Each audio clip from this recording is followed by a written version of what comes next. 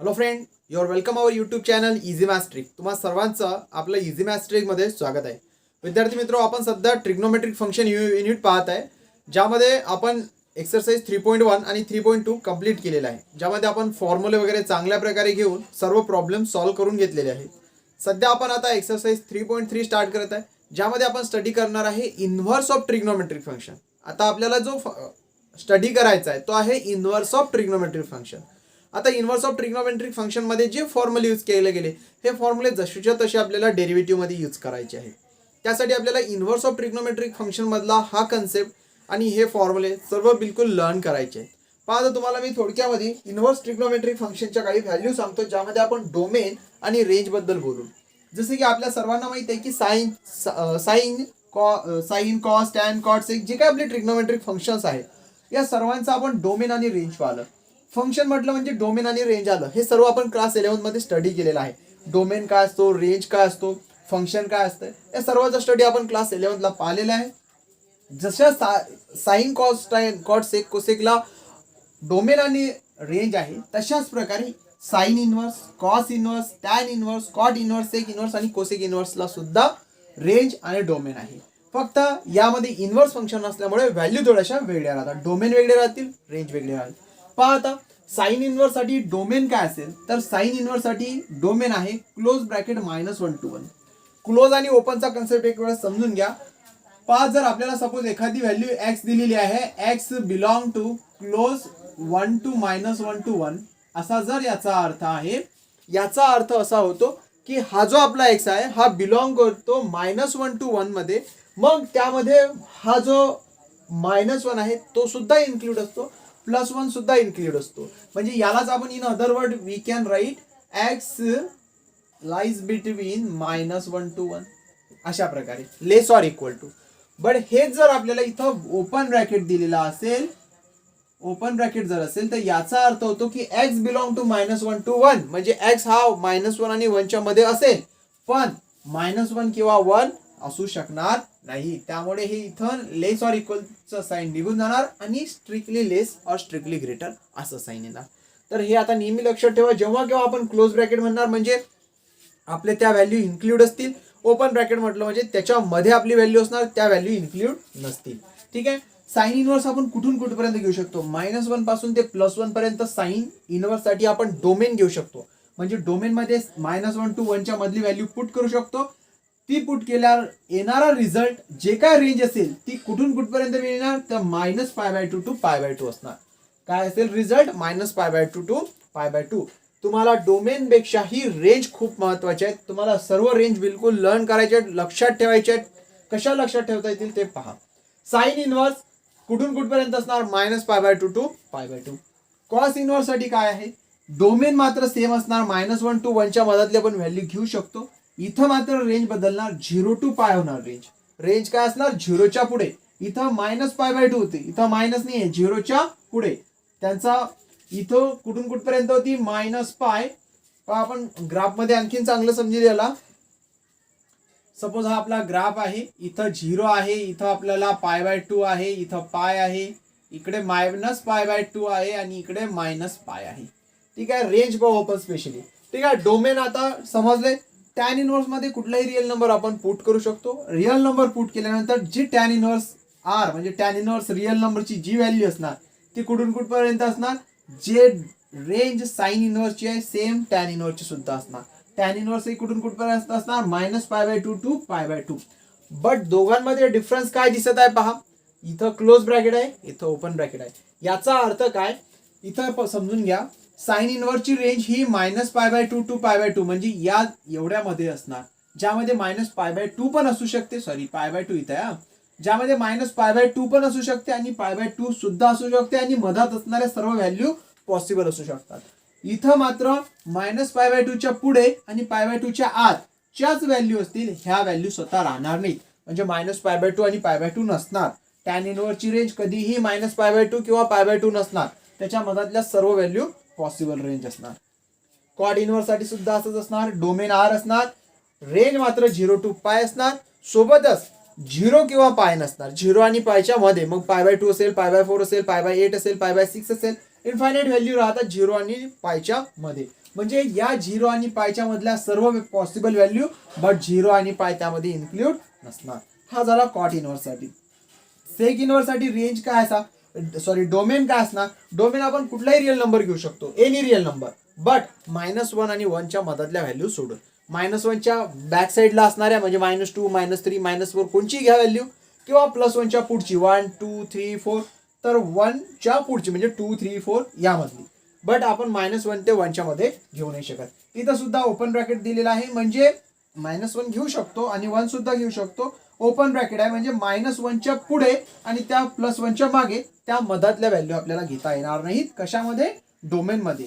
आणि याच्यासाठी रेंज काय मिळणार, तर यासाठी रेंज आपल्याला मिळणार जी कॉटसाठी मिळाली तीच रेंज असणार 0 to π. यामध्ये 0 पण असणार, कॉटसाठी म्हटल्यापेक्षा आपण त्याला कॉससाठी म्हणू. कॉससाठी जी रेंज आहे तीच इथं मिळणार 0 to π. फरक एवढा पडणार इथं 0 to π म्हणजे 0 पण व्हॅल्यू असणार, पाय पण असणार आणि त्यामधल्या सर्व व्हॅल्यू असणार, बट -π/2 म्हणजे एक्सेप्ट द π/2, π/2 सोडून. 0 आणि पायच्या एक्झॅक्ट मिड मध्ये π/2 येते, ती व्हॅल्यू इथं ग्राह्य धरल्या जाणार नाही. किंवा असं म्हणता येईल सेक इनव्हर्सची रेंज कधीही π/2 राहणार नाही. 0 आणि पायच्या जरी मदत आहे π/2, बट यांनी कंडिशन दिली की π/2 सोडून बाकी सर्व व्हॅल्यू साठी ती रेंज पॉसिबल आहे. कोसेक इनव्हर्सची रेंज पण सेम अशीच असणार, any real number except the -1 to 1, -1 आणि 1 च्या मधातल्या व्हॅल्यू सोडून बाकी सर्व रिअल नंबर घेऊ शकता. याच्यासाठी सुद्धा रेंज जशी साइन इनव्हर्स साठी आहे सेम राहणार, -π/2 to π/2. क्लोज ब्रॅकेट आहे म्हणजे कम्प्लिटली -π/2 पण असू शकते, π/2 पण असू शकते, बट 0 नसणार. आपण जर पाहिलं तर -π/2 आणि π/2 च्या मध्ये 0 येतो, त्यामुळे आपण जर म्हणत आहे की रेंज -π/2 to π/2 आहे, मग 0 तर त्यामध्ये येते, बट त्यांनी कंडिशन दिली की 0 घेता येणार नाही. -π/2 आणि π/2 च्या मध्ये किती व्हॅल्यू आहेत ते सर्व घ्या, बट 0 त्यांना चालणार नाही. अशा प्रकारे हा इनव्हर्स ऑफ ट्रिग्नोमेट्रिक फंक्शनचा टेबल आहे, हा बिलकुल लर्न असला पाहिजे. पहा विद्यार्थी मित्रो, काही गोष्टी तुम्हाला बिलकुल चांगल्या कराव्याच लागतील, त्या चांगल्या लक्षात ठेवाव्याच लागतील, त्याशिवाय तुम्हाला इनव्हर्स ट्रिग्नोमेट्रिक फंक्शन जमणार नाही. आणखी एक महत्वाची गोष्ट, हे जे आपण रेंज पाहत आहे याच रेंजला आपण प्रिन्सिपल व्हॅल्यू ब्रांच हा सुद्धा वर्ड यूज करतो. यालाच काय म्हणते, प्रिन्सिपल ब्रांच किंवा प्रिन्सिपल व्हॅल्यू ब्रांचेस. आणि हा रेंज वाला कन्सेप्ट खूप इम्पॉर्टंट आहे. रेंज आपल्या बिलकुल पार्ट असला पाहिजे. साइन इनव्हर्स असणार -π/2 to π/2. साइन इनव्हर्स आणि पहा यांच्यामध्ये एक रिलेशन तुम्ही लक्षात ठेवू शकता, साइन इनव्हर्स आणि टॅन मधल्या सारख्याच राहतात रेंज, आणि साइन आणि टॅनची सेम आहे, आणि कोसेकही जवळपास त्यांच्यासारखाच असतो, फक्त यामध्ये 0 नाही राहत. आणि या दोघांमध्ये काय फरक आहे, याचा क्लोज ब्रॅकेट राहतो, हा ओपन राहतो. जसं या तिघांचं रिलेशन आहे असंच रिलेशन तुम्हाला कॉस मध्ये, कॉट मध्ये आणि या सेक मध्ये सुद्धा पाहायला मिळणार. यांच्यामध्ये सुद्धा सेम तेच रिलेशन आहे, 0 to π. याची सुद्धा रेंज 0 to π आणि याची सुद्धा 0 to π, फक्त इथं π/2 एक्सेप्ट राहणार. π/2 त्यामध्ये राहणार नाही, इथं ओपन ब्रॅकेट राहणार, इथं क्लोज. तुम्ही या ट्रिकने लक्षात ठेवू शकता. Sine inverse, tan inverse, cosec इनव्हर्सचे जवळपास π/2, π/2, π/2 राहणार.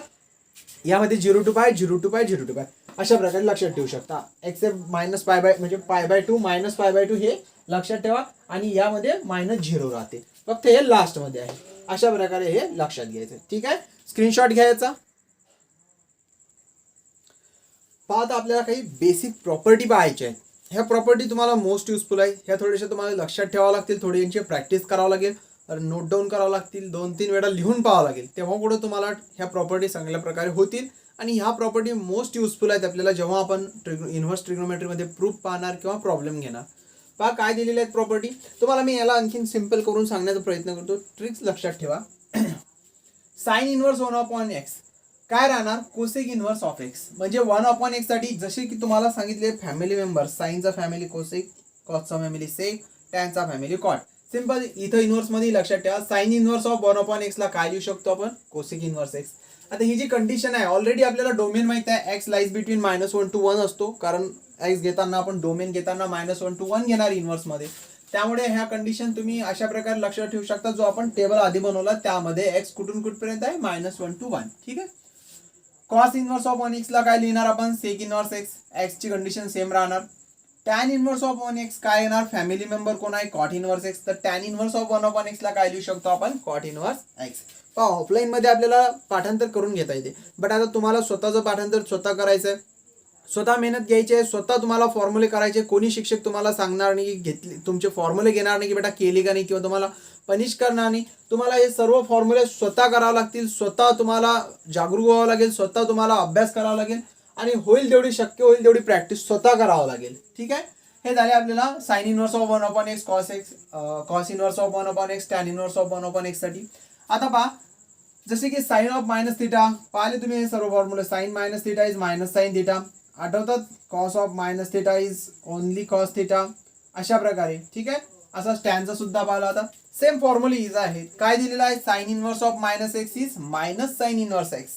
काय असणार, sine inverse of minus x is minus sine inverse x. X ची कंडिशन सेम राहणार, जो की डोमेन आपला -1 to 1 असतो. Tan inverse of minus x same जसं की आपल्या फंक्शन मध्ये होतं, ट्रिग्नोमेट्रिक फंक्शन मध्ये, मायनस टॅन इनव्हर्स एक्स. इथं obviously x belong to R असणार, कारण टॅन इनव्हर्स साठी एक्स काय राहतो, any real number. Cosec inverse of minus x ला काय लिहिणार, मायनस कोसेक इनव्हर्स एक्स. ठीक आहे. आता next property, cos inverse of minus x साठी इथं काय व्हायचं, कॉस थिटा पॉझिटिव्ह व्हायचा, इथं निगेटिव्ह राहणार, पण त्याची ऍडजस्टमेंट पाय करेल, pi minus cos inverse x. म्हणजे cos inverse of minus x काय लक्षात ठेवायचं आता, pi minus cos inverse x. Condition तुम्हाला डोमेन जे आहेत, कॉस इनव्हर्स साठी डोमेन काय असतो, -1 to 1, सेम ते लक्षात ठेवायचं. पहा आता इथं काय असणार, सेक इनव्हर्स ऑफ मायनस एक्स, आणि याच्यासाठी काय राहणार, सेक इनव्हर्स ऑफ मायनस एक्स साठी पाय मायनस सेक इनव्हर्स एक्स. काय असेल, पाय मायनस सेक इनव्हर्स एक्स, पाय मायनस सेक इनव्हर्स एक्स. ठीक आहे. आणि x is lies between, obviously ती काय असणार, -1 पेक्षा लेस असेल, एनी रियल नंबर, बस -1 आणि +1 च्या मधल्या व्हॅल्यू सोडून. तर mod of x is greater or equal to 1 चा मिनिंग तोच होतो. ठीक आहे. Cot inverse of minus x काय असणार, pi minus cot inverse x, x is any real number. अशा प्रकारे हे सिंपल फॉर्म्युले, बिलकुल सहज लक्षात राहणारे सर्व फॉर्म्युले, बस याची एक वेळेस तुम्ही प्रॅक्टिस करून पहा, खूप सोपी वाटतील. वाटतायत खूप मोठे फॉर्म्युले, सिंपल ट्रिक्स आहेत, पहा सर्व एकच आहे. साइन इनव्हर्स ऑफ 1/x साठी सेम, फक्त यांचे रिलेशन लक्षात ठेवा, म्हणजे लक्षात ठेवायला सोपे जाईल पुढे. नेक्स्ट प्रॉपर्टी पहा, नेबर तुम्हाला सांगितलेलं आहे, साइनचा नेबर कॉस, टॅनचा neighbour cot, sec neighbour is cosec. ठीक आहे. Sine neighbour cos, tan neighbour cot, sec neighbour cosec. Neighbour लक्षात ठेवा. इनव्हर्सच्या नेबरची जर ऍडिशन केली तर सर्व रिझल्ट π/2 आहे. सिंपल प्रॉपर्टी नंबर 4 कंप्लीट झाली. काय आहे, sine inverse x plus cos inverse x π/2, tan inverse x cot inverse x π/2, cosec inverse x sec inverse x π/2. जे मी तुम्हाला सुरुवातीला ट्रिक सांगितल्या की फॅमिली मेंबर आणि भाऊ लक्षात ठेवा, यासाठी शेवटपर्यंत ते कामा पडेल. पहा सर्व नेबर आहे, आणि नेबरची ऍडिशन π/2 येत आहे, बट इथं इनव्हर्स आहे, लक्षात ठेवा. Sine inverse cos inverse π/2, tan inverse cot inverse π/2, cosec inverse sec inverse π/2. ठीक आहे. अशा प्रकारे लास्ट नंबर प्रॉपर्टी नंबर 5 मध्ये पहा काय सांगितलेलं आहे. इथं आता अँगल हा जो एक्स आहे, किंवा व्हॅल्यू म्हणता येईल, इथं अँगल तर ऍक्च्युली इकडे असणार आपल्याला, हा एक नंबर असेल, एनी नंबर. एक्स जो आहे इथं एकच होता, किंवा इथं एक आहे, म्हणजे एक्स आहे, इथं सुद्धा एक्स आहे. आता प्रॉपर्टी मध्ये चेंज पहा, वेगवेगळ्या व्हॅल्यू असणार एक्स आणि वाय. ठीक आहे. Tan inverse x plus tan inverse y, यासाठी काय फॉर्म्युला असणार, tan inverse of x plus y upon 1 - xy. काय फॉर्म्युला असेल, टॅन इनव्हर्स ऑफ, इथं प्लस आहे ना, तर वरती x plus y upon 1 - xy. पण एक लक्षात ठेवा, इथं कंडिशन काय आहे, हा जो एक्स वाय आहे यांचं मल्टिप्लिकेशन केलं, म्हणजे एक्स आणि वायचं मल्टिप्लिकेशन केलं, तर ते लेस दॅन 0 नसलं पाहिजे, लेस दॅन 0 असलं पाहिजे. If x Y is less than 1, जर ते 1 पेक्षा लेस असेल तेव्हाच कुठं आपल्याला हा फॉर्म्युला यूज करता येईल. मग जर ते 1 पेक्षा जास्त येत असेल, म्हणजे मल्टिप्लिकेशन घेतल्यानंतर 2 येत असेल, 3 येत असेल, किंवा कुठलाही नंबर ग्रेटर दॅन 1 येत असेल, त्यावेळेस मात्र फॉर्म्युला आपल्याला तोच राहणार, फक्त त्याच्या सुरुवातीला पाहिणार. ठीक आहे. कारण काय की हे पहा, जेव्हा एक्स वाय हा लेस दॅन 1 असेल, म्हणजे 1 पेक्षा लहान असेल, तेव्हा आपल्याला इथं सिंपल पॉझिटिव्ह नंबर मिळेल. बट जेव्हा एक्स वाय हा ग्रेटर दॅन 1 होणार, ऑब्विसली जर 2 होत आहे तर 1 - 2 -2, म्हणजे हे टॅन इनव्हर्स ऑफ मायनस येणार, आणि त्याला ऍडजस्ट करण्यासाठी मग इथं पाय घ्यावा लागेल. म्हणून लक्षात ठेवा, जेव्हा एक्स वाय लेस दॅन 1 असेल हा फॉर्म्युला यूज करणार, जेव्हा एक्स वाय ग्रेटर दॅन 1 असेल फॉर्म्युला हाच यूज करणार, बट ऍडजस्ट करण्यासाठी आपण त्याला पाय आधी घेणार. मायनस साठीचा फॉर्म्युला काय, tan inverse x minus tan inverse y equal to tan inverse of same असाच एक्स मायनस वाय. इथं पहा वरती प्लस असायचं, इथं आता वर मायनस येणार न्यूमिनेटर मध्ये, डिनॉमिनेटर मध्ये मात्र प्लस येणार. Tan inverse of x minus y upon 1 plus x y. अशा प्रकारे हे सिंपल फॉर्म्युलेज आहेत, प्रॉपर्टी म्हणता येतील याला. या सर्व प्रॉपर्टी आपल्याला प्रूफ मध्ये युजफुल आहेत. सर्वांना कसं लक्षात ठेवायचं थोडं मी माझ्यावरून तुम्हाला सांगण्याचा प्रयत्न केला. एक वेळेस सर्व हे फॉर्म्युले लिहून घ्या, याला रीड करा आणि तुमची कुठली सिंपल ट्रिक्स बसते का ते पहा आणि याला चांगल्या प्रकारे करण्याचा प्रयत्न करा. या स्क्रीनशॉट घ्या. चला तर विद्यार्थी मित्रो, आता आपण सुरू करूया एक्सरसाइज 3.3, ज्यामध्ये क्वेश्चन नंबर 1 काय दिलेला आहे, find the principal value of the following. आपण प्रिन्सिपल व्हॅल्यू ऑलरेडी एक्सरसाइज 3.1 मध्ये 3.2 मध्ये पाहिलं कशा प्रकारे फाइंड करतो. बट आता आपल्याला साइन इन्व्हर्स साठी प्रिन्सिपल व्हॅल्यू फाइंड करायची आहे. पहा आता इन्व्हर्स फंक्शन मध्ये कशा प्रकारे आपण व्हॅल्यू फाइंड करणार. पहा आता इथं sine inverse of 1 upon 2 equal to something काहीतरी नंबर असेल, सॉरी अँगल असेल कुठला तरी, आपण सम कॉन्स्टंट एक्स घेऊ. ठीक आहे. Sine inverse of 1 upon x equal to काय कन्सिडर केलं आपण एक्स. साइन इन्व्हर्स एक्सला तिकडे घेऊन चला, म्हणजे इकडे राहणार 1 अपॉन 2 आणि तिकडे RHS मध्ये मात्र साइन इन्व्हर्स तिकडे गेला तर काय होणार sine x. Sine x equal to काय मिळालं 1 अपॉन 2. याला आपण असं लिहू sine x equal to 1 upon 2. ठीक आहे. आता नेक्स्ट स्टेप मध्ये साइन एक्सच लिहिणार 1 अपॉन 2. जर ट्रिग्नोमेट्रिक टेबल पाहिला तर साइन किती 1 अपॉन 2 असतो, तर साइन 30 इज 1 अपॉन 2. 30 ला घेणार आपण पाय बाय 6. एक्स इक्वल टू किती मिळाली तर आपल्याला x equal to pi by 6. आता आपण प्रिन्सिपल सोल्युशन जसं आपण आधी पाहिलं सेम तसंच करायचं असते, सेम त्याच व्हॅल्यू मिळतात. बट इथं आपल्याला चेक करायचं असते की आपली एक्सची जी व्हॅल्यू आली ती ऍक्च्युली आपली प्रिन्सिपल व्हॅल्यू ब्रांच जी सांगते ती व्हॅल्यू आहे का, म्हणजे आपला रेंज जे आहे इन्व्हर्स फंक्शनसाठी त्या रेंजमध्ये ती व्हॅल्यू आहे का. तर आता आपल्याला साइन इन्व्हर्सची रेंज माहिती आहे, आपण काय लिहिणार द प्रिन्सिपल व्हॅल्यू ब्रांच. आपण रेंजलाच काय शब्द वापरतो प्रिन्सिपल व्हॅल्यू ब्रांच कुणासाठी ऑफ साइन इन्व्हर्स एक्स किंवा साइन इन्व्हर्स इज, डायरेक्टली असं लिहू शकता तुम्ही. साइन इन्व्हर्स काय असते ब्रांच आपली प्रिन्सिपल व्हॅल्यू ब्रांच किंवा रेंज म्हणता येईल त्याला, is minus pi by 2 to pi by 2 हे राहते आपली. ठीक आहे. आता जी आपल्याला पाय बाय 6 ही व्हॅल्यू मिळाली आपण लिहू शकतो इथं, अँड आपली जी व्हॅल्यू आहे पाय by 6 he value minus pi by 2 आणि पाय बाय 2 च्या मध्ये आहे. म्हणजे आपण म्हणू शकतो pi by 6 lies between minus pi by 2 to pi by 2. जी आपली रेंज आहे त्यामध्ये आपलं सोल्युशन येत आहे पाय बाय 6. म्हणून खाली लिहिणार आपण therefore the required principal value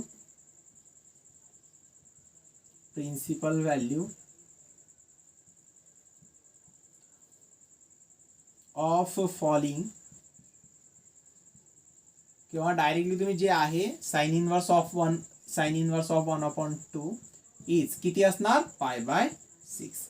एवढा सिंपल हा कन्सेप्ट आहे. काहीच नाही करायचं आहे, जस्ट व्हॅल्यू फाइंड करायची आहे आणि आपल्याला चेक करायचे की आपली जी प्रिन्सिपल व्हॅल्यू ब्रांच आहे म्हणजे ज्याला आपण रेंज म्हणणार त्या रेंजमध्ये आपली व्हॅल्यू आहे का नाही. असेल तर याचं हेच आपलं रिक्वायर्ड सोल्युशन आहे आणि नसलं तर आपल्याला तिथं डज नॉट एक्झिस्ट व्हॅल्यू असं लिहिता येईल. ठीक आहे. आपण सध्या आता व्हॅल्यू फाइंड केलेली आहे, ते फक्त आपल्याला चेक करायचं होतं. Write down. पहा आता सेकंड एक्झाम्पल काय दिलेलं आहे, कोसेक इन्व्हर्स ऑफ 2. म्हणजे आता cosec inverse 2 equal to some constant angle, कुठला तरी एक अँगल असेल जो की आपल्याला माहित नाही, अननोन अँगल. त्याला आपण थीटा कन्सिडर करा, एक्स कन्सिडर करा, अल्फा कन्सिडर करा. तुमचा जो नवीन सिलेबस बनवला गेला आहे त्याच्यामध्ये आता थीटा ऐवजी मॅक्झिमम टाइम अल्फा यूज केलेला गेलेला आहे अननोन अँगलमध्ये. ठीक आहे. तर आपण असं कन्सिडर करू, एखादा एक्झाम्पल आपण अल्फा याला कन्सिडर करू. Suppose cosec inverse of 2 equal to काय असेल असं कन्सिडर करू आपण, अल्फा आहे. ठीक आहे. आता आपण या कोसेक इन्व्हर्सला तिकडे घेऊन चला, 2 इक्वल टू काय होणार cosec inverse alpha, sorry cosec inverse तिकडे गेले तर सिम्पली कोसेक अल्फा. आता कोसेक अल्फा इक्वल टू 2 आहे. आता कोसेकच्या फॉर्म मध्ये 2, कोसेक कोणाच्या उलटा असतो साइनच्या, म्हणजेच काय साइन 1 अपॉन 2. तर साइन किती 1 अपॉन 2 असतो, तर साइन पाय बाय 6. म्हणजे ही व्हॅल्यू जी 2 आहे ही कोसेक पाय बाय 6 ची आहे असं आपण डायरेक्टली म्हणू शकतो. इथं डायरेक्टली कोसेक पाय बाय 6 कोणाची व्हॅल्यू आहे 2 च्या ऐवजी लिहिलं आपण कोसेक पाय बाय 6. आता कोसेक अल्फा इक्वल टू आपल्याला काय मिळालं, cosec alpha equal to cosec pi by 6. म्हणजे अल्फाची व्हॅल्यू किती येताना दिसत आहे इथून पाय बाय 6. पण आपल्याला चेक केलं पाहिजे की ही प्रिन्सिपल व्हॅल्यू ब्रांच आहे का नाही आहे. मग आपण त्यासाठी इथं काय लिहिणार, the principal value branch, the principal value branch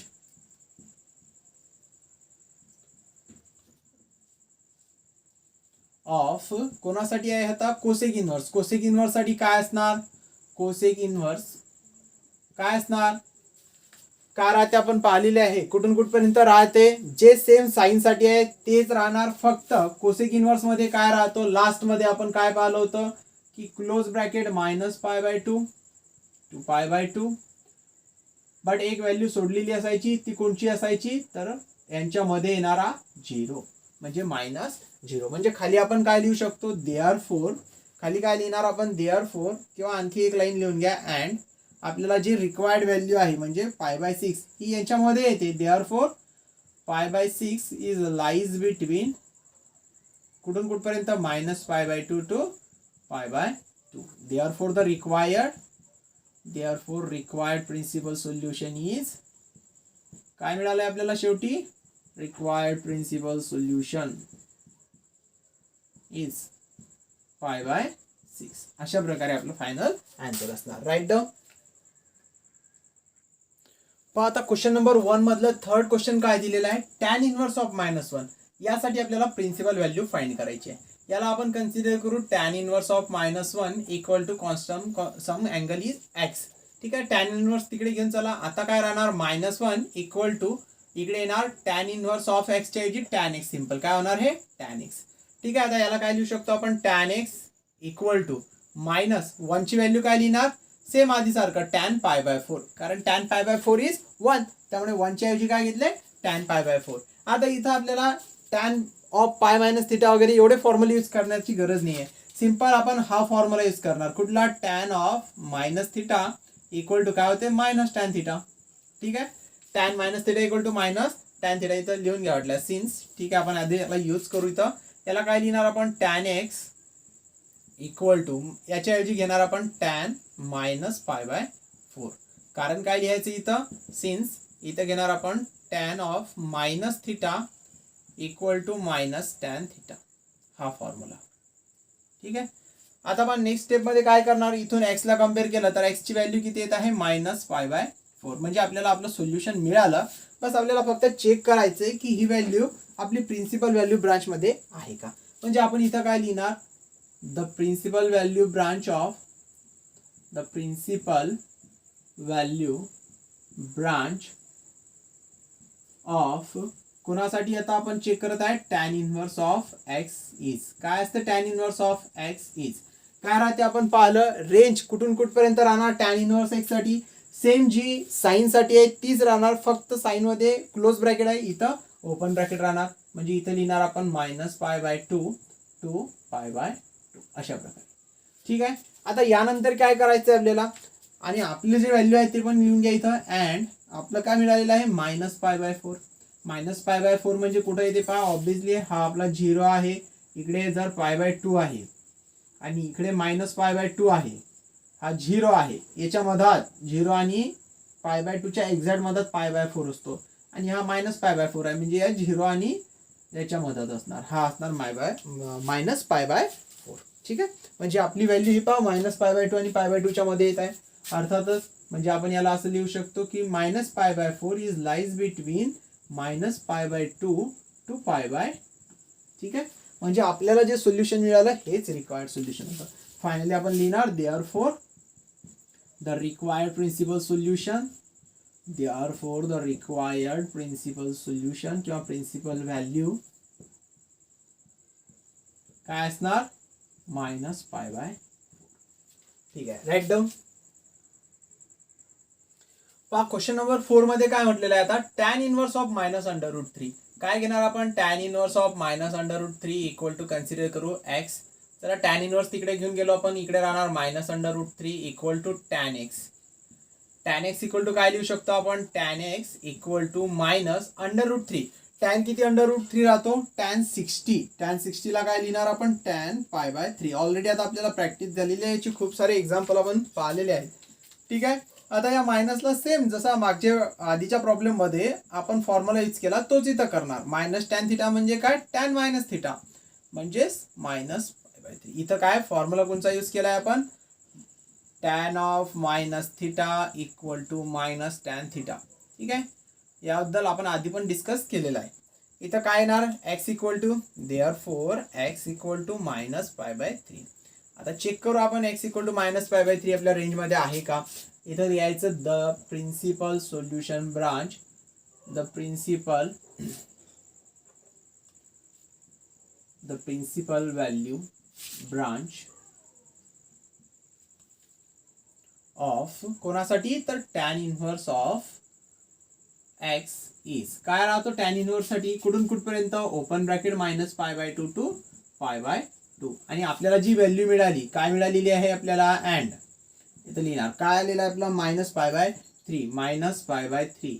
आता मायनस पाय बाय 3 सुद्धा कुठून कुठपर्यंत आहे, मायनस पाय बाय 2 आणि पाय बाय 2 च्या मध्येच आहे. ठीक आहे, ऑलरेडी आधीच्या एक्झाम्पल मध्ये आपण डायग्राम काढून पण तुम्हाला ते एक्सप्लेन केलं. मायनस पाय बाय 3 सुद्धा मायनस पाय बाय 2 च्या आधी येते, 0 आणि मायनस पाय बाय 2 च्या मध्ये येणार ते. ठीक आहे, तर आता यापुढे काय लिहिणार आपण, याच्यानंतरची स्टेप जे की आहे डायरेक्टली तुम्ही घेऊ शकता. Therefore the required principal solution is minus pi by 3 तेवढी लिहायचं. ठीक आहे, नेक्स्ट एक्झाम्पल पाहू. पहा इथं काय दिलेलं आहे, साइन इनवर्स 1/√2 दिलेला आहे. आता साइन इनवर्स 1/√2 ला कसं सॉल्व्ह करणार, सिंपल तुम्ही स्वतः करू शकता. होतापर्यंत स्वतः करून पहा. Sine inverse of 1/√2 equal to some constant x. काय करणार, साइन एक्स इक्वल टू काय येणार, sine x equal to directly तोंडी सांगू शकता आन्सर सांगण्याचा प्रयत्न करा. एक्स ची व्हॅल्यू किती येणार, डायरेक्टली येणार एक्स ची व्हॅल्यू इथे येणार 1/√2. काय लिहू शकतो 1/√2 ला, तीच आपली एक्स ची व्हॅल्यू असणार. साइन एक्स इक्वल टू, ठीक आहे, काय घेणार याला आपण, साइन ऑफ 1/√2 म्हणजे 45 तर पाय बाय 4. ठीक आहे, म्हणजे एक्स इक्वल टू काय मिळालं, पाय बाय 4. आता चेक करायचं आहे आपल्याला, the principal value branch of sine inverse of x is काय असते, कुठून कुठपर्यंत राहते, close bracket minus pi by 2 to pi by 2. आणि आपल्याला जे सोल्युशन मिळालं, अँड काय मिळालेलं आहे आपल्याला सोल्युशन, तर पाय बाय 4. ऑब्विसली याच्यामध्ये ना pi by 4 is also lies between minus pi by 2 to pi by 2. खाली लाईन लिहायला विसरायचं नाही. Therefore the principal solution is काय असणार, पाय बाय 4. Right down. आता जे नेक्स्ट एक्झाम्पल आहे 6 नंबर, काय म्हटलेलं आहे, कॉस इनवर्स ऑफ -1/2. हे तुम्ही स्वतः करून पहा आणि आन्सर डिस्क्रिप्शन बॉक्स मध्ये पाठवा. एकदम सिंपल आहे, एक्सप्लेन करेपर्यंत तुमचं आन्सर येऊ शकतं. काय करणार आपण, डायरेक्टली घेणार cos inverse of -1/2 equal to some constant x. Cos inverse तिकडे घेऊन चला, 1/2 इक्वल टू काय होणार आहे, कॉस एक्स. म्हणजेच कॉस एक्स ला काय लिहू शकतो आपण, cos x equal to minus 1/2. Cos किती 1/2 असतो, कॉस 60 1/2 असतो आणि 60 ला आपण लिहिणार पाय बाय 3 म्हणजे इथं मायनस कॉस पाय बाय 3. इथं काय येणार, कॉस एक्स इक्वल टू मायनसच्या ऐवजी आपण कुठला फॉर्म्युला यूज करणार, आता इथं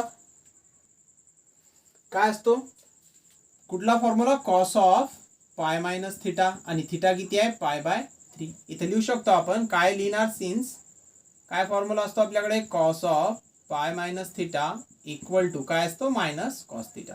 ठीक आहे, तर हा फॉर्म्युला इथे यूज करणार. इथून एक्स ची व्हॅल्यू किती होणार, पहा बरं, x equal to pi minus pi by 3 म्हणजे एक्स इक्वल टू किती येणार, 3 पाय मायनस 1 इज 2 पाय करणार त्याला, 3 minus 1 is 2 pi upon 3. X ची व्हॅल्यू किती आली, 2 पाय अपॉन 3. आता आपल्याला चेक करायचं आहे की ही व्हॅल्यू आपलं प्रिन्सिपल म्हणजे रेंज आहे की नाही आहे. चेक करू आपण, the principal value branch of कोणासाठी, आता कॉस इनवर्स साठी. कॉस इनवर्स कुठून कुठपर्यंत राहतो, cos inverse of x is काय सांगितलं आपण, 0 टू पाय, क्लोज ब्रॅकेट 0 टू पाय. आता आपलं सोल्युशन 0 टू पायच्या मध्ये आहे का, पाय बाय 3 म्हणजे किती, पाय बाय 3 म्हणजे 60 आणि 2 म्हणजे 120 आणि पाय म्हणजे किती आहे 180. ऑब्विसली 120 ही लेस दॅन 180 आहे आणि 0 पेक्षा तर ग्रेटर असणारच ऑब्विसली. त्याच्यामुळे आपली जी व्हॅल्यू आहे ही म्हणजेच काय म्हणता येईल त्याला, and 2 pi upon 3 lies between 0 to pi. Therefore the principal solution of cos inverse -1/2 is 2 pi upon 3. अशा प्रकारे आपण लास्ट लाईन लिहिणार. Right down. इथं आपला क्वेश्चन नंबर 1 कंप्लीट होत आहे. ठीक आहे, लिहून घ्या. आता क्वेश्चन नंबर 2 काय म्हणतो, इव्हॅल्युएट द फॉलोइंग. इथं दिलेलं आहे tan inverse 1 plus cos inverse 1/2 plus sine inverse 1/2. Same आधीचाच क्वेश्चन आहे, फक्त यामध्ये 3 क्वेश्चनला मिक्सअप केलेला आहे, एवढाच हा इथं फरक आहे. काय करणार मग यासाठी, एक एक वेळा आपण सिम्प्लिफाय करणार. सुरुवातीला घेणार tan इनव्हर्स 1 इक्वल टू आपण x ची व्हॅल्यू घेऊ. tan इनव्हर्स तिकडे गेला तर काय होणार, tan x, तिकडे गेला तर tan x होणार आणि राहणार 1. 1 ला काय लिहू शकतो आपण, इथं घेणार tan x equal to tan 1 म्हणजेच किती, tan π/4. ही झाली x ची व्हॅल्यू. इथून x किती येणार, त्याआधी आपण एक व्हॅल्यू लिहिणार, द प्रिन्सिपल व्हॅल्यू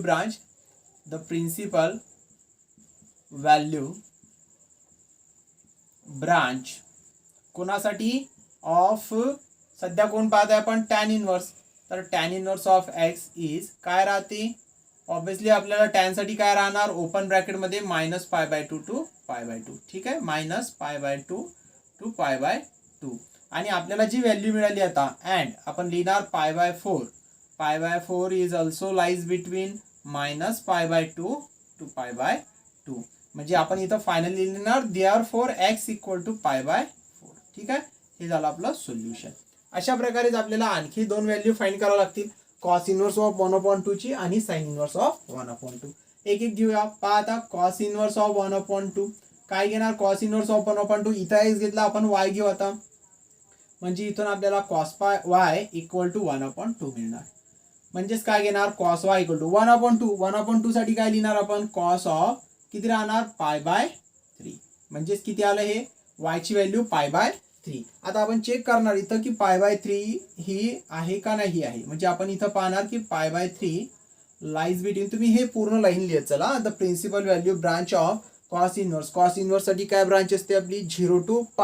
तेवढं एक लिहत चला. आणि फायनली आपण इथं घेणार, आता ही लाईन आपण ॲज इट इज फॉलो करणार, तुम्ही लिहत चला, ही सर्वजण लिहा, द प्रिन्सिपल, ठीक आहे, द प्रिन्सिपल व्हॅल्यू ... ठीक आहे. आता आपण डायरेक्ट लिहू. अँड पुढे काय आहे, इथं आपल्याला व्हॅल्यू मिळालेली आहे π/3. π/3 कुठून कुठपर्यंत असणार, ऑब्विसली आपल्याला 0 टू π पाहिजे आणि त्याच्यामध्ये आहे π/3 लाईज बिटवीन 0 टू π. देअरफॉर इथं लिहिणार आपण x इक्वल टू π/3. हे आपलं सोल्युशन असणार. ठीक आहे, अशीच व्हॅल्यू कोणासाठी फाइंड करायची, थर्ड टर्म साठी. साइन इनव्हर्स ऑफ 1/2 काय येणार, sine inverse of 1/2 equal to z घेऊ. म्हणजे इथं काय येणार, साइन z इक्वल टू 1/2. म्हणजे साइन z इक्वल टू 1/2 साठी किती घेणार आपण, साइन 30 म्हणजे किती, π/6. इथं लिहिणार साइन π/6. आता z इक्वल टू किती येणार, π/6. आपण चेक करणार की हे व्हॅल्यू आहे का नाही साइन इनव्हर्सच्या रेंज मध्ये.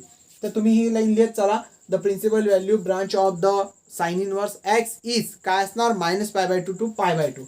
आणि आपली जी व्हॅल्यू आली कुठली आहे, π/6, ही ऑब्विसली आहे -π/2 आणि π/2 च्या मध्ये.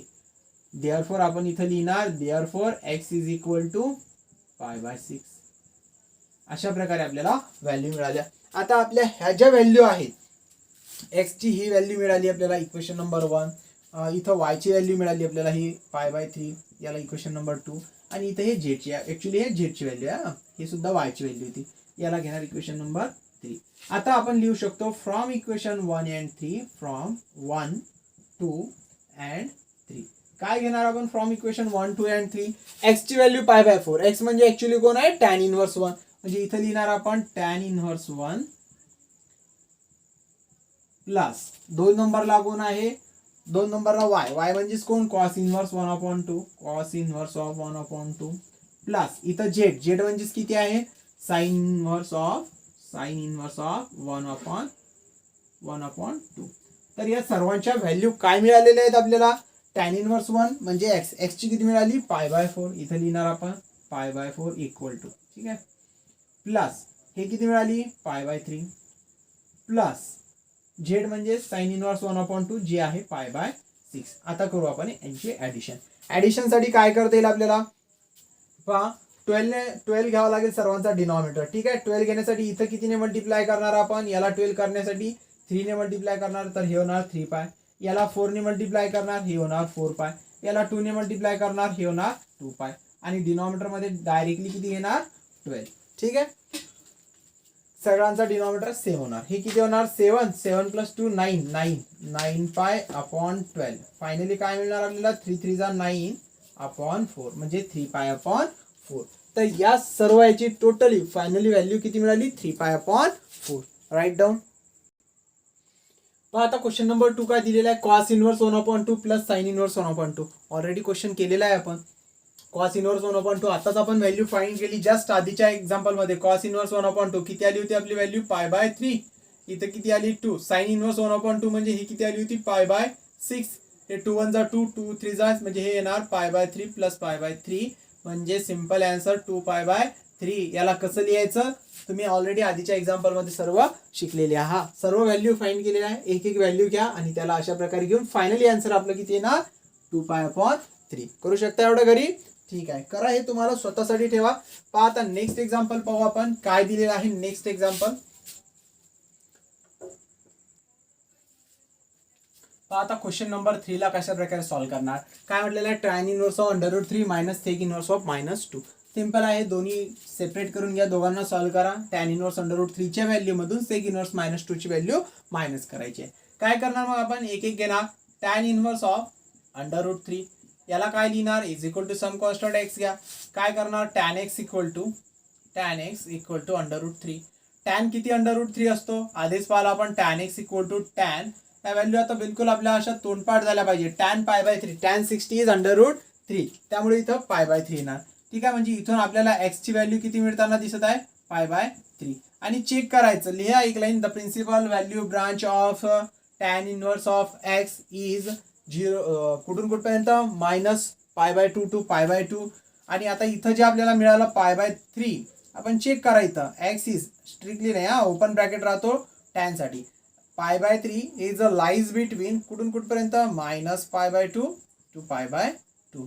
Therefore x equal to π/3. याला आपण इक्वेशन नंबर घेणार 1. ठीक आहे अशा प्रकारे आपण सॉल्व्ह करणार. आता सेक इनवर्स साठी सेक इनवर्स ऑफ काय दिलेला आहे -2 याला equal to some constant y घ्या. y इकडे घेऊन या म्हणजे काय येणार हे सेक y इनवर्स तिकडे गेलं तर सेक झाले ते. ठीक आहे इकडे काय राहणार -2. आता याला काय लिहिणार आपण सेक y इज इक्वल टू -2. सेक किती 2 राहतो. सेक कोणाच्या उलटा आहे कॉसच्या. कॉस किती 1/2 राहतो ते पहा. कॉस 60 1/2 म्हणजे सेक 60 -2. तर इथं लिहिणार आपण सेक π/3. ठीक आहे आता मायनस साईन कसं जाणार. सेक कुठं निगेटिव्ह आहे. सेक कोण्या क्वार्टरमध्ये निगेटिव्ह राहतो. फर्स्ट मध्ये तर सर्व पॉझिटिव्ह आहे. सेकंड मध्ये मात्र सेक निगेटिव्ह येणार. म्हणजे याला काय लिहू शकतो आपण हे पहा sec y equal to minus sign मला इथून घालवायचा आहे तर मी याला काय लिहिणार सेक π - π/3. सेक मायनस थीटाचा फॉर्म्युला यूज केला सिंपल. ठीक आहे कम्पेअर केलं तर y ची व्हॅल्यू किती येत आहे π - π/3. क्रॉस मल्टिप्लिकेशन केलं तर 3 - 1 इज 2π/3. आता ही व्हॅल्यू आहे का. आता चेक करा. सेक सेक कुठून कुठपर्यंत राहतो. काय पाहिलं होतं आपण कॉस्ट आणि सेक मध्ये काय असते याच्यासाठी सुद्धा 0 to 2π राहणार. बट इथं काय कंडिशन राहणार की 0 to π मध्ये आपल्याला π/2 घेता येणार नाही. म्हणजे आपण इथं काय लिहिणार आपली जी व्हॅल्यू आहे 2π/3 ही कुठून कुठपर्यंत आहे तर ऑब्विसली 0 आणि π मध्ये आहे. ठीक आहे 0 आणि π मध्ये आहे. 120 आहे ऑब्विसली लेस दॅन 180 आहे म्हणजे आपला आन्सर आलेला आहे. म्हणजे आता आपण इथं काय करणार सिंपल व्हॅल्यू पुट करणार. याला इक्वेशन नंबर 2 घ्या. फ्रॉम 1 and 2 काय येणार फ्रॉम 1 and 2 काय tan inverse of √3 minus sec inverse of -2 यांच्या व्हॅल्यू काढलेल्या आहे. tan इनवर्स ऑफ √3 ला x कन्सिडर केलं होतं आणि x ची व्हॅल्यू किती आलेली आहे π/3. तर याला आपण लिहिणार π/3 मायनस सेक इनवर्स ऑफ -2 ला y कन्सिडर केलं तर y ची व्हॅल्यू 2π/3 आलेली आहे. इथे लिहिणार आपण 2π/3 अशा प्रकारे. म्हणजे याला जर सॉल्व्ह केलं तर काय येणार हे π/3 मायनस 2π/3. तर यांचं मल्टिप्लिकेशन केलं सबस्ट्रॅक्शन घेतलं तर किती येणार -π/3. हे आपलं फायनल आन्सर असेल. Right down. पहा आता क्वेश्चन नंबर 4 पाहत आहे आपण. काय दिलेलं आहे यांनी cosec inverse of -√2 plus cot inverse of √3. विद्यार्थी मित्र माझी इच्छा आहे हे प्रॉब्लेम तुम्ही स्वतः सॉल्व्ह करून पाहायला पाहिजे. कारण आपण एवढं काही शिकलोय त्यामुळे हे प्रॉब्लेम तुम्हाला यायलाच पाहिजे आणि तुम्हाला जमेल नक्कीच जमणार. आणि तुम्हाला एक स्वतःलाही टेस्ट केलं जाईल की आपल्याला कुठपर्यंत एक्झाम्पल समजलेत आणि कुठपर्यंत नाही. ठीक आहे, तर माझी इच्छा आहे तुम्ही स्वतः करून पहा. जर नाही आलं तर मग आपला पुढे व्हिडिओ तुम्ही कंटिन्यू करा. ठीक आहे, तर यासाठी पहा व्हिडिओ तुम्ही स्टॉप करून करू शकता. काय आहे cosec inverse of -√2 equal to cot inverse of √3. काय करावं लागेल, आधी आपल्याला कोसेक इनवर्सची व्हॅल्यू फाइंड करावं लागेल. कोसेक इनवर्स ऑफ -√2 साठी इक्वल टू आपण कन्सिडर करू x.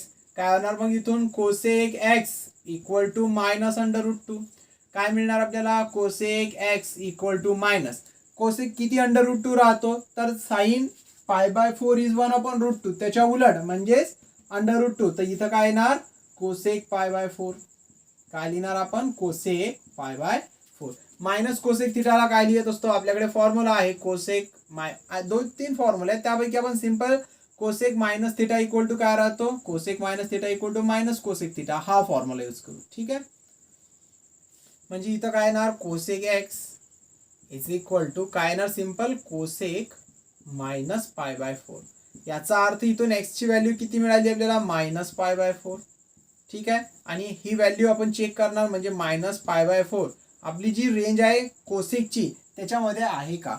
काय रेंज राहते कोसेकची, जी साईनची आहे sin 30, फक्त एक्सेप्ट त्यामधून कोण सोडलेला असतो, 0 सोडलेला असतो. म्हणजे इथं काय लिहिणार आपण, -π/4 lies between -π/2 to π/2. Therefore x equal to -π/4. ठीक आहे, एक व्हॅल्यू मिळाली. पुन्हा आता चेक करू आपण cot inverse. Cot inverse of √3 दिलेला आहे. काय करणार, cot inverse of √3 equal to y consider करणार. ठीक आहे, काय येणार आहे y कन्सिडर केलं तर cot y is equal to √3.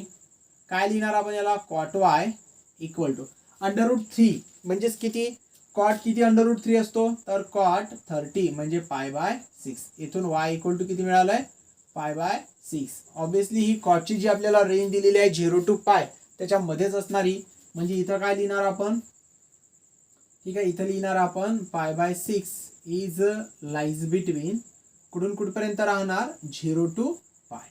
ठीक आहे, 0 to π च्या मध्ये सापडणारी कुठेतरी व्हॅल्यू आहे π/6. आता यानंतर आपण काय करणार, याला इक्वेशन नंबर 2 घ्या, याला इक्वेशन नंबर 1 घ्या, आणि आता सोल्युशन जे आहे ते पाहूया आपण. काय दिलेलं आहे, cosec inverse -√2 plus cot inverse √3 is equal to काय व्हॅल्यू आलेली आहे आपली, कोसेक इनवर्स ऑफ -√2 ला आपण x घेतलेला आहे -π/4 आलेली आहे. ठीक आहे, प्लस याची व्हॅल्यू आलेली आहे π/6. याला सॉल्व्ह करू आपण, क्रॉस मल्टिप्लिकेशन करावं लागेल, इक्वलचं साईन इथं घेऊ आपण. ठीक आहे, काय करावं लागेल, क्रॉस मल्टिप्लाय केलं तर -6π प्लस 4π अपॉन 24. फायनली काय मिळणार इथं, 2π अपॉन 2π मायनस येतील ते. ठीक आहे, -2π अपॉन 24.